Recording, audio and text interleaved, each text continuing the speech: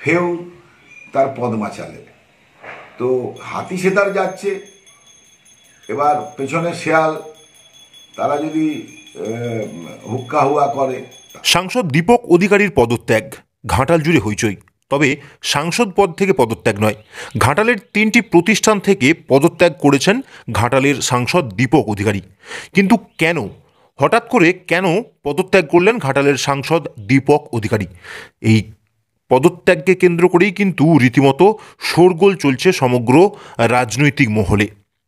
তবে এবার ঘাটালের সাংসদ দীপক অধিকারীর এই পদত্যাগ প্রসঙ্গে মুখ খুলেছেন তৃণমূল ঘাটাল সাংগঠনিক জেলার সভাপতি আশিস সুদাইত। তিনি সংবাদ মাধ্যমকে জানিয়েছেন, সিনেমার কাজে ব্যস্ত থাকার কারণেই ঘাটালের সাংসদ দীপক অধিকারী তিনি পদত্যাগ করেছেন, কারণ মানুষ যেন পরিষেবা থেকে বঞ্চিত না হয়। তবে ঘাটালের যেই 3টি প্রতিষ্ঠান থেকে পদত্যাগ করেছেন ঘাটালের সাংসদ দীপক অধিকারী, তার মধ্যে হলো বীরসিংহ উন্নয়ন পর্ষদের সহ সভাপতির পদ, ঘাটাল কলেজের পরিচালন সমিতির সভাপতির পদ ও ঘাটাল মহকুমা হাসপাতালের রোগী কল্যাণ সমিতির চেয়ারম্যানের পদ। এই 3টি পদ থেকে পদত্যাগ করার জন্যই ঘাটালের সাংসদ দীপক অধিকারী পশ্চিম মেদিনীপুর জেলা শাসকের কাছে আর্জিপত্র পাঠিয়েছেন। তবে এই বিষয়ে তৃণমূল ঘাটাল সাংগঠনিক জেলার সভাপতি আশিস সুদাইত তিনি ঠিক কী জানিয়েছেন, বিস্তারিত আপনাদের সামনে শুনুন। দীপক অধিকারী তিনি তো ফিল্ম স্টার, তিনি আমাদের প্রিয় সাংসদ। তিনি এই মুহূর্তে তার কাজে প্রচণ্ড রকমের তিনি ব্যস্ত। তাই জনগণের কোনো কাজের অসুবিধা যাতে না হয়, তিনি পরিষেবা থেকে যাতে জনগণ কোনো রকমই অসুবিধায় না পড়েন, তাই তিনি এই পরিষেবার স্বার্থে তিনি কিন্তু পদত্যাগটি করেছেন। আমি তাকে নিজেই জিজ্ঞেস করেছিলাম এই ঘটনা জানার পর, তিনি একথাই আমাকে জানিয়েছেন। আর আমরা শুনলাম যে বিভিন্ন জায়গায় বিরোধীরা বিভিন্ন কথায়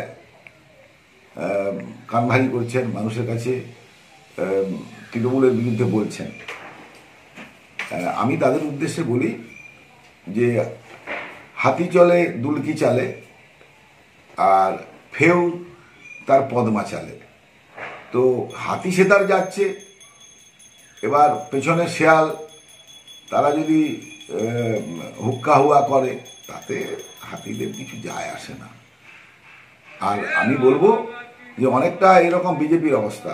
আপনারা অতীতে একটা বিখ্যাত কবিতা শুনেছিলেন, সেটা হচ্ছে চৌধুরীদের সামিয়ানা বাইরে সেদিন হলো আনা। সবাই বলে ব্যাপারটা কি, ব্যাপারটা কি? চৌধুরীদের বড় খোকার বিয়ে নাকি। আসলে চৌধুরীরা জমিদার ছিল, তাদের বাড়িতে তাদের সামিয়ানাতে উই ধরেছিল বলে রোদে দিয়েছে। পাড়ার লোকেরা ভাবলো যে তাদের কি বাড়িতে বিয়ে হবে না কোনো উৎসব হবে, তা নিয়ে তাদের মাথা ব্যথা। আজকে তৃণমূলের কোনো সাংসদ তিনি বিশেষ কাজে যদি কোথাও পদত্যাগ করেন, তা নিয়ে বিজেপিদের অবস্থাটি এইরকমই হয়।